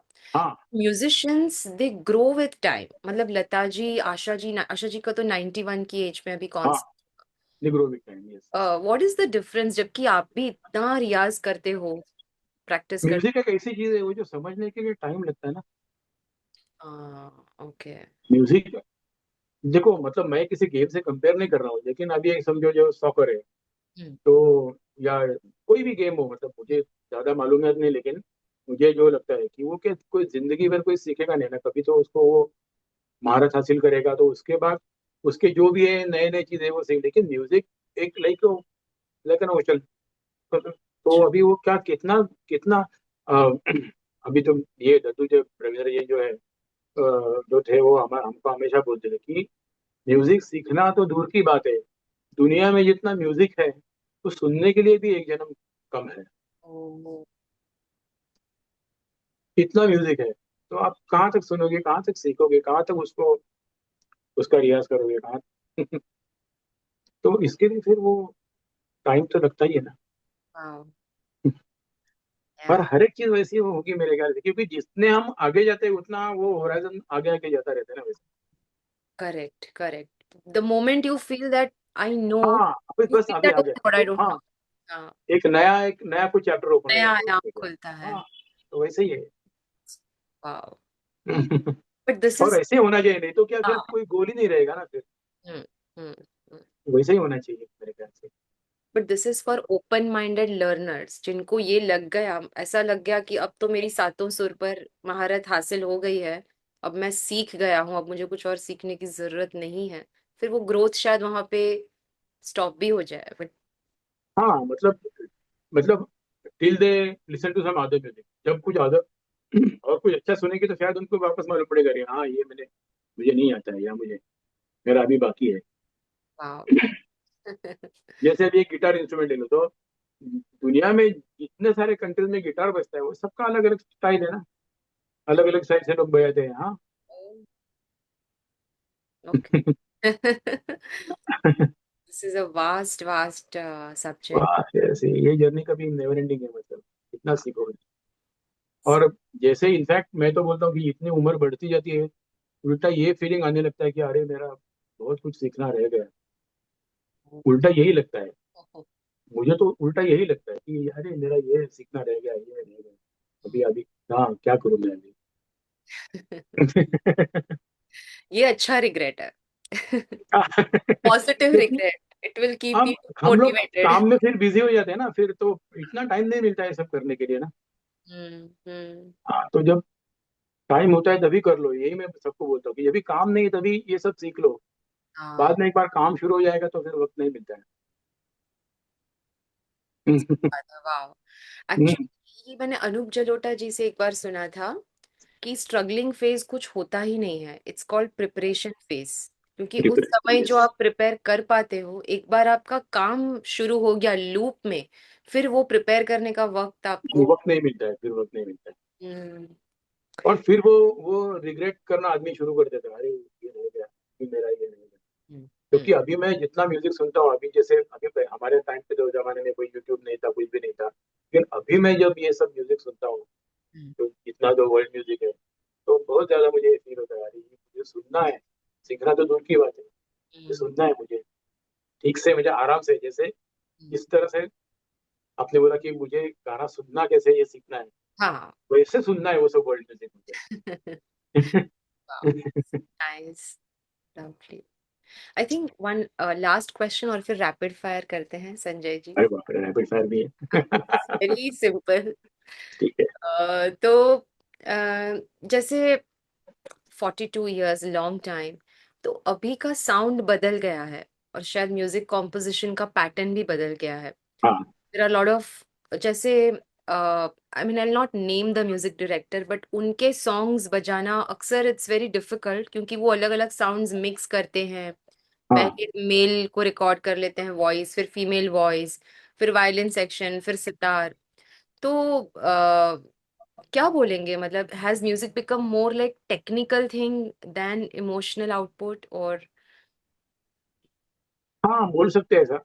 मतलब मैं ऐसा कोई इसके ऊपर बहुत बड़ा ये नहीं कमेंट करने वाला, लेकिन मुझे जो फील होता है कि जितना म्यूजिक मैंने सुना है ऐसा, कि एक एक जो एक मैसेज है, एक एक्सप्रेशन है, ये एक सबके साथ सबका साथ काम करने का जो एक सबके इनपुट से जो एक गाना बनता है, हाँ। वो डेफिनेटली वो इट्स लैकिंग, पक्का 100%। कि अभी मैं कीबोर्ड में, अभी जैसे मैं खुद की बात करता हूँ, अभी मैं घर में प्रोग्रामिंग करता हूँ, हाँ। तो मुझे पूरा ट्रैक बनाना होता है, तो जिसमें गिटार भी मैं ही प्रोग्रामिंग करता हूँ, वाइब्रोफोन भी मैं ही प्रोग्रामिंग करता हूँ, स्ट्रिंग भी मैं ही प्रोग्रामिंग करता हूँ। हम्म, अभी I am not a violinist, हम्म, लेकिन मुझे ही करना पड़ता है वो, जो भी है हम लोग क्या बोलते हैं, वक्त का क्या, नीड हाँ। ऑफ द, जो वट एवर, लेकिन उसमें से it's not for the betterment of music definitely. ओ। मैं मेरे ऊपर से बोल सकता हूँ, बाकी लोगों को पता हम्म, नहीं। मतलब होता है, लेकिन एंड ऑफ द डे वो सब मोनोटोनस लगने लगता है कि अरे हाँ हाँ। वही है, हाँ। और क्योंकि एक ही आदमी काम करता है ना उसमें, करेक्ट, करेक्ट, करेक्ट। एक ही आदमी काम करेगा, एक ही आदमी के टेस्ट से सब चलेगा। हम्म। तो हम्म। जब 10 आदमी आके काम करेंगे तो अलग अलग होगा ना। राइट। और अगर मैं कीबोर्ड में फ्लूट का पार्ट बना दूं और फ्लूटिस्ट को बुला के उससे बजवा दूं, तो वो सुन के बजा के चला जाएगा ना, उसका कोई उसका इसमें इनपुट नहीं रहेगा। जो हम्म। मैंने कंपोज किया है वही वो बजा के चला जाएगा, और मैं उसको वही बोलूंगा कि वही बजा, क्योंकि मेरा हारमोनी ट्रैक वैसे ही है, तो हाँ। ज्यादा उसमें कुछ लिबर्टी ले नहीं सकता उसमें। सही तो बात है। दिस इज नॉट वर्किंग, हम्म। हम्म। ऐसे है। Right, right, right. और इसीलिए शायद गानों की शेल्फ लाइफ छोटी हो गई है, 5 महीने, 6 महीने, 1 साल टिक हाँ जाए तो बहुत बड़ी बात है, मतलब हाँ। सब लेकिन ट्रेंड। अभी मतलब ऐसा मैंने सुना है कि कोई जो प्रोड्यूसर है वही नहीं चाहते कि उनका गाना बहुत ज्यादा चल के उनको उनका नेक्स्ट गाना भी अपलोड करना है, तो ओ वो भी चलना चाहिए। ओ ये मैंने सुना है कि कोई गाना एक ही गाना चलता रहे कोई चाहता नहीं है। ओ उनके माय। बाकी भी सारे प्रोडक्ट्स है मार्केट में, वो भी चलने चाहिए। Oh, so you have been very fortunate to have witnessed that golden time, having worked with Lataji and all the हाँ, Star मैं Wars. मैं मेरा मेरा लक है, by the grace of God. शायद मेरी इतनी एबिलिटी, मेरी कैपेबिलिटी नहीं है, कैलिबर नहीं है मेरा, लेकिन मुझे वो चांस मिला। I don't वो know. बोलते हैं ना लोग कि you should be at the right place at the right time. वैसे मेरा होते गया शायद। That's because you are so passionate about it. मुझे नहीं पता था कि हाँ। इतना कि मतलब म्यूजिक को लेके it's in every cell of your system, ऐसे लग रहा है अभी आपका आज का ये पूरा सुन के दैट्स ग्रेट। ठीक है संजय जी, एक रैपिड फायर करते हैं। Okay. Okay, it may not be a rapid for me. That's okay. Okay, your favorite workplace, studio or stage? Stage. Stage, okay. Your I food, tell you I later. हाँ, yeah. But you can say now also. That's okay. वही बात ना कि Hmm. Stage पे retake नहीं होता है, Ah, that's why my favourite place. wow. Studio में अपने पास बहुत टाइम है, you can correct your things, जी। और वो बाद में रिलीज होने वाला है, तो यू आर, मतलब वो हम लोग एक बोलते हैं ना कि एक, हाँ एक थोड़ा अंधेरे में काम करते हैं कि ये पता नहीं है लोग उसको कैसे उसको अप्रिशिएट करेंगे। कौन करेंगे, लेकिन राइट। स्टेज पे क्या है, इमीडिएट रिजल्ट है। हाँ। जैसे एक फिल्म मेकिंग और एक प्ले में होता है ना, डे में, हाँ, एक्चुअली। इमीडिएट, वो करेक्ट, स्टेज, करेक्ट। इसके लिए मैंने स्टेज बोला। वाह। वो तुरंत दाद मिलती है, ऑडियंस की तालियां दे दो, अच्छा भी लगता है। Right, great. Okay, your food preference, spicy और स्वीट? ऐसी, Okay, your favorite music, Indian or Western? Indian. And your favorite travel destination? Just a question mark. मेरी। You want to name a few? If you were to recommend me कि राशि ये जगह पे तुमको जाना ही चाहिए, तो which will be that place? Austria and Germany, Oh, okay. Swiss also, Austria and Germany. All right. Okay. Your favorite auditorium in India? In India, Hmm.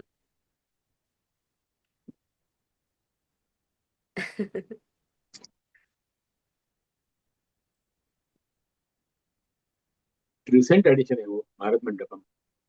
Oh, oh wow, you already performed there. क्या बात है। a few times, yeah. Wow, a few times, मतलब दिल्ली में जो। Yeah, Delhi में। Super. Hmm. Right, and your favourite auditorium abroad? Abroad,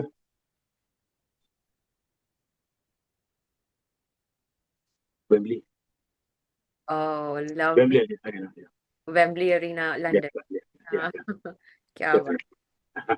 your favourite street food? Street food, pav bhaji. अरे अच्छा, okay, मुझे लगा वड़ा पाव बोलेंगे। देखिए पाव भाजी। कोई पाव पर्टिकुलर? भाजी बहुत सालों से खाते रहे आ रहे हैं ना, मतलब। हाँ हाँ पर हाँ। पाव भाजी से बहुत अलग कनेक्शन है, क्योंकि पहले क्या होता था ना, शोज लेट खत्म होते थे, हाँ। रात को 1-1:30 बजता था, ओके। तभी सिर्फ दादर में पाव भाजी मिलता था। और वही खाना पड़ता था। और ओ, वो उसका क्वालिटी बहुत अच्छा होता था, ये भी एक बात है। वाह, हाँ। ओके। मतलब हम्म, पाव भाजी ने आपको तब संभाला है जब कुछ और नहीं था, आपको सब भूख को हाँ। संभालने के लिए। और बहुत भूख लगी और अभी कुछ भी नहीं मिला तो पाव भाजी खाएंगे, लेकिन वो अच्छा लगता था। और वही, वो टाइम पे वही अफोर्ड कर सकते थे, ये भी बात है। मुझे लगता है अभी आप शाम को पाव भाजी खाओगे आफ्टर रिमेम्बरिंग। नहीं, ऐसा कुछ नहीं। मेरा तो मन। बहुत सारे हैं, लेकिन पाव भाजी एक है उसमें से। Yes yes, it's got a या special taste. Okay, living in Mumbai और Dubai? Mumbai. Okay. And what is it that scares Sanjay Marathe? Sanjay Marathe is scary for a lot of technicians कि अरे संजय दादा है तो हमको अच्छे से ही बजाना पड़ेगा. But what is it that scares you? आपको किसी चीज से डर लगता हो या किसी व्यक्ति से? मुझे मुझे किसी व्यक्ति से डर नहीं लगता, मुझे एक ही चीज से डर लगता है कि अगर इतने सालों में मुझे लोगों ने कुछ अप्रिशिएट किया है तो वो बरकरार रहे, बस मेरा नाम खराब ना हो। बाकी पैसा वैसा तो ठीक है, बाकी सब चीजें, लेकिन मेरा हम्म। काम खराब नहीं होना चाहिए। हाँ। जब ऐसा लगेगा काम मेरा अभी मुझसे नहीं हो रहा तो आज रिटायर आ जाइए। ओके, वो तो 20-30 सालों के बाद आप कर ही सकते हो, दैट्स अरे नहीं। ओके. इतना इतना लोग नहीं बर्दाश्त करेंगे। Okay, and what makes Sanjay Marathe laugh? Lot of things. I'm sure, but anything you can mention. Any funny thing about me only, that will really make me laugh. Oh, okay. या। Right, right, right. Okay, I think that's all for the rapid अभी fire. Stage पे भी ऐसी बहुत सारी चीजें होती रहती कि मैं हंसता हूँ, लोगों को लगता है वो कोई मिस्टेक पे हंस रहे हो, मैं मिस्टेक्स पे नहीं हंसता हूँ। मिस्टेक्स पे हंसने का टाइम गया अभी। वो जो फन होता है ना उसमें से, आई उसमें हंसी आती है कि अरे ये क्या हो गया, दिस वाज नॉट एक्सपेक्टेड। इसके लिए मैं हंसता हूँ। कभी कुछ होता है ना, कभी म्यूजिक में हाँ, कुछ होता है, सिंगिंग में कुछ होता है, कुछ भी correct. होता है, तो आई लाफ, तो लोगों को ऐसा लगता है कभी ऐसे, मतलब हाँ कि अरे ये हंसा, तो उनको लगता है मुझे Conscious मुझ हो पे हंस जाते रहा हैं. है, मुझ पे हाँ हंस रहा है शायद। हाँ. मैं वो गलती पे नहीं हंसता हूँ मैं, वो उसमें से जो फन आता है उसके, मतलब वो उसमें से कुछ अलग हो जाता है, उस पे मैं हंसता हूँ। उस पे हंसी आती है मुझे कि अरे this something new. Correct, correct. Surprise element. हाँ, वो सरप्राइज एलिमेंट जो है उस पे हंसता हूँ मैं। Okay, okay. I think Sanjay ji, thank you so much for sparing thank you very much for all this time on a Sunday. Getting me on board. And इतना टाइम, जो भी मैंने बोला उसको Um, कर this is a master class for budding technicians. I mean keyboardists. I'm sure for all the musicians. In fact, मैंने भी आज इतना सीखा है. जैसे आप जब बोल रहे थे तो मैं भूल ही गई थी कि ये ऐसे कोई इंटरव्यू है, जूम है, ये है वो है. आई वाज लिसनिंग एकदम लॉस्ट इनटू इट कि अरे हाँ, इस पॉइंट पे तो मेरा ध्यान ही नहीं गया, ये तो बिल्कुल सीखने वाली बात है. सो अभी एक्चुअली इतने सालों में इतना कुछ मटेरियल जम जाता है कि मतलब बन जाता है कि ये सब एक एक जूम मीटिंग में इतना बोलना भी पॉसिबल नहीं है, हाँ. तो फिर कभी मिलेंगे तभी बात करेंगे। Can have one more part two. अरे लोग बोलेंगे एक हो गया, बहुत हो गया भाई। ठीक है. ठीक है। Okay. Okay. Okay. Sanjay ji. Thank you and wish you all the success thank you. इन या योर कहानी स्टेट। It's already successful. आप आ गए, या it is success. More and more of success. Yes, वो तो मैं देख ही रहा हूँ, जो जो भी अभी तक जो सारे जो रिलीज हुए वो सारे absolutely wonderful. Yeah no, I don't mean it that way. मेरे लिए बस संजय जी ये है कि आप आए और आपने ये कहानी शेयर की, ये सुनकर अगर उस एक भी व्यक्ति को ऐसे लग कुछ वो सीख पाता है इसमें से, तो that is, Oh, that is, yeah. Job is done, Yes, purpose solved. या, correct, correct. Okay. Okay, thank you. Yeah, bye bye. Take care.